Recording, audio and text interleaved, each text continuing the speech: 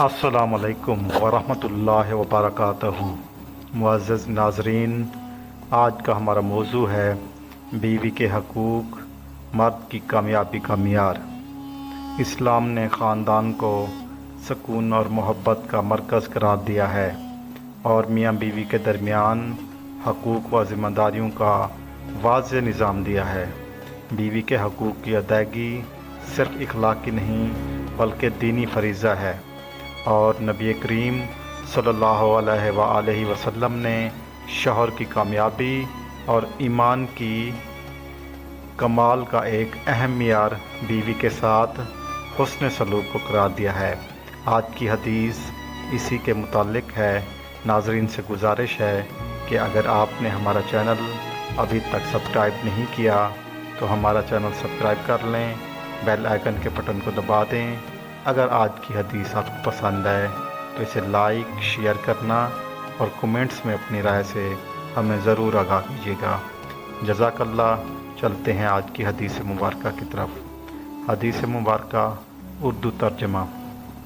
हज़रत अबू हुरैरा रज़ियल्लाहु तआला अन्हु से रवायत है कि रसूलुल्लाह सल्लल्लाहु अलैहि वसल्लम ने फरमाया, तुम में सबसे बेहतर वो है जो अपने अहले खाना के लिए बेहतर हो और मैं अपने अहले खाना के लिए तुम सबसे बेहतर हूँ।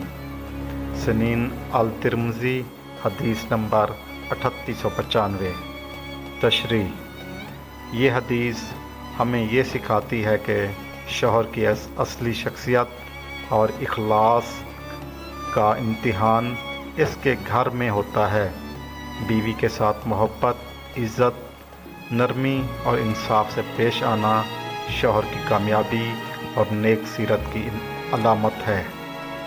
बीवी को इसका मोहर नुस्खा, इज़्ज़त और एहतराम देना, इसके जज्बात को समझना और इसके साथ मशवरा करना इस्लामी तालीमात का हिस्सा है।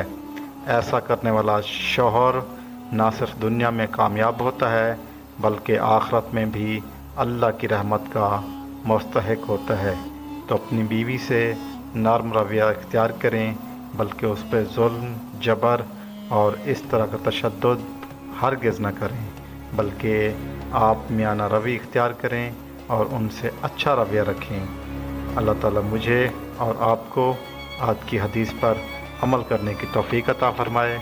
नाज़रीन से एक बार फिर गुजारिश है कि आपने अगर हमारा चैनल अभी तक सब्सक्राइब नहीं किया तो हमारा चैनल सब्सक्राइब कर दें, बेल आइकन के बटन को दबा दें, वीडियो को लाइक और शेयर करना हरगिज़ न भूलिएगा और कमेंट्स में अपनी राय से हमें आगाह करें। जज़ाकल्लाह। अल्लाह हाफ़िज़।